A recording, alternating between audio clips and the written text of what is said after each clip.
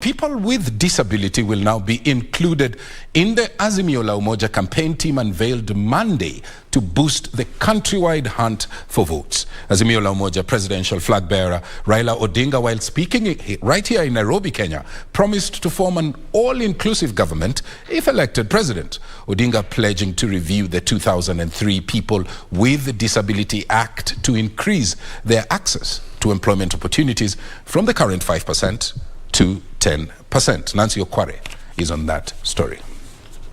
Azimio la Umoja Presidential hopeful Raila Odinga on Tuesday met people living with disability at the Nyayo National Stadium in Nairobi County.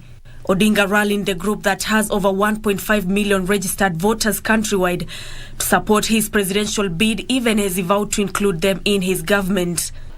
We will work to include people with disabilities in the society so that there's no stigma, there's no discrimination.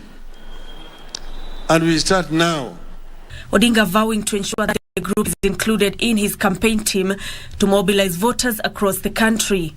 So we will constitute a team for people with disabilities which will go around the country with us as we move and try to talk to the people of Kenya. What we are going through is a liberation of our country, a beginning of the third and final liberation of our country, Kenya. Odinga said his administration will focus on increasing employment opportunities for people living with disability, offering free education, introducing permanent tax relief, and accelerating access to assistive devices such as wheelchairs. As a president, I will review the PWD Act of 2003 to increase the employment of PWDs in public institutions from the current 5% to 10%. President Raila Odinga will push the government to offer free education to all PWDs in public schools, colleges and universities. Sisi tutapeleka kura penye mwenye anachali maslahi yetu, si ndio? Na nani anachali maslahi yetu? Ni Baba Raila Amolo Odinga. Hawa wapewe nyumba zao kwanza za ground floor. Za ground floor, si za huko juu ati waanze kungana mambo ya lift na nini. Kwa hivyo all those estates zinakuwa redeveloped, zikifanywa redevelopment hawa wapatiwe nafasi. The money that we have to help the persons with disability or even affirmative action under NGAF is too little. We need to find a way to raise that money so that we can be able to help the persons living with disability a lot.